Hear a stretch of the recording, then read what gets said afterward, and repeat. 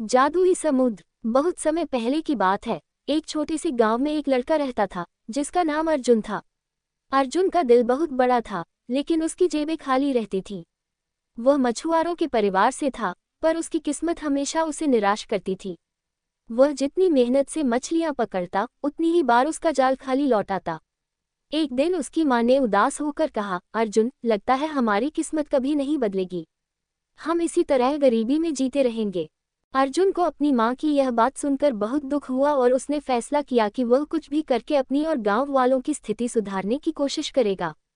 अगले दिन वह सूरज उगने से पहले ही अपने छोटे से नाव के साथ समुद्र की ओर निकल पड़ा। उसकी योजना थी कि वह इस बार और गहरे समुद्र में जाकर मछलियां पकड़ेगा, जहां बड़े मछुआरे जाने से डरते थे। समुद्र का रहस्यमय द्वार। अर्जुन अपनी नाव को गहरे पानी की ओर लेकर चला गया। अचानक एक जगह पर पानी का रंग बदलने लगा, नीला नहीं बल्कि चमकीला सुनहरा। उसे लगा कि यह कोई जादुई स्थान है। जिज्ञासा से भरे अर्जुन ने वहां अपनी नाव रोक दी। तभी समुद्र के पानी में हलचल हुई और एक चमकदार द्वार प्रकट हुआ। यह कोई साधारण द्वार नहीं था, बल्कि ऐसा लग रहा था जैसे वह किसी दूसरी दुनिया में खुलता हो। अर्जुन का दिल तेजी से धड़कने लगा। वह साहस बटोरकर उस द्वार से नाव सहित अंदर चला गया। उसके प्रवेश करते ही वह एक जादुई दुनिया में पहुंच गया।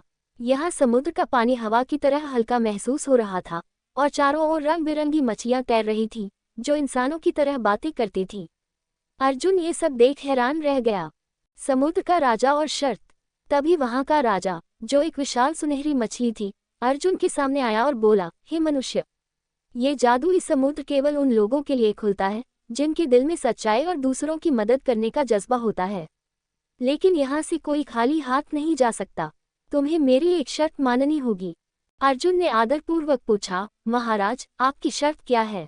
राजा ने मुस्कुराते हुए कहा, तुम्हें हमारे समुद्र की 3 परीक्षाएं पास करनी होंगी।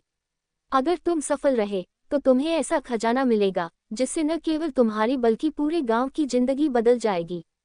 पर अगर तुम असफल रहे तो हमेशा के लिए यही कैद हो जाओगे।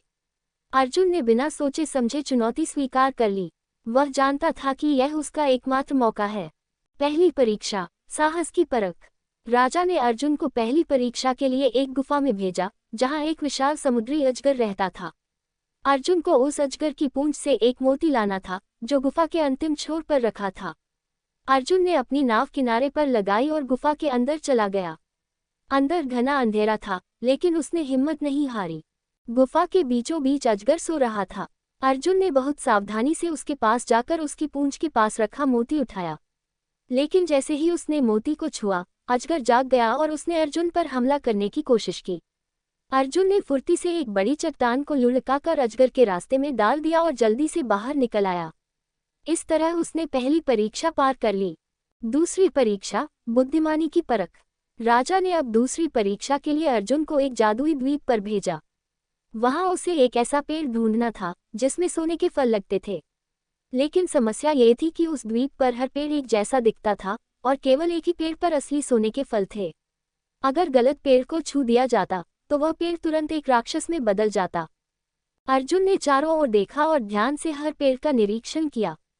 उसने महसूस किया कि एक पेड़ के नीचे मिट्टी की गंध बाकी पेड़ों से अलग थी, मानो वहां बारिश हुई हो।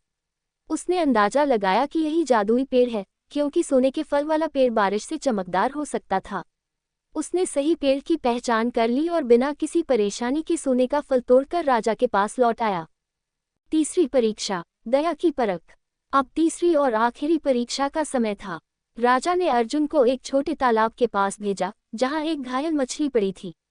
राजा ने कहा, तुम्हें इस मछली को नजरअंदाज करके आगे बढ़ना होगा, तभी तुम खजाने तक पहुंच पाओगे। लेकिन अगर तुम इसे बचाने की कोशिश करोगे तो तुम्हारा समय समाप्त हो जाएगा और खजाना हाथ से निकल जाएगा। अर्जुन ने उस मछली की ओर देखा। वह तड़प रही थी और उसकी आंखों में दर्द साफ झलक रहा था।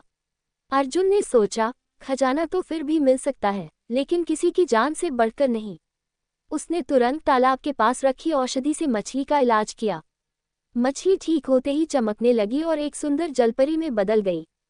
जलपरी ने मुस्कुराते हुए कहा, तुमने दया और इंसानियत की परीक्षा पास कर ली है।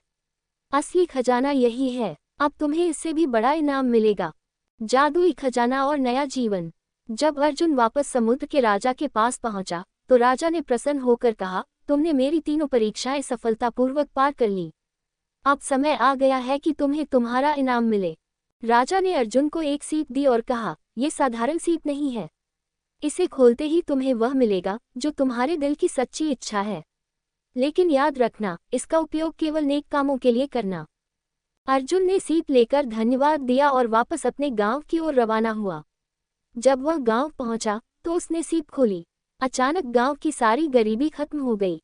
सूखे खेतों में हरियाली लौट आए, लोगों के घरों में अनाज भर गया और समुद्र ने मछुआरों को ढेर सारी मछलियां देनी शुरू कर दी।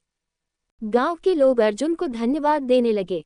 वह न केवल उनका हीरो बन गया, बल्कि सभी के जीवन में खुशी और समृद्धि ले आया। अर्जुन ने यह बात कभी नहीं भुलाई कि असली खजाना दौलत नहीं, बल्कि दया, साहस और बुद्धिमानी है। अंत। इस तरह अर्जुन ने न केवल अपनी, बल्कि पूरे गांव की किस्मत बदल दी।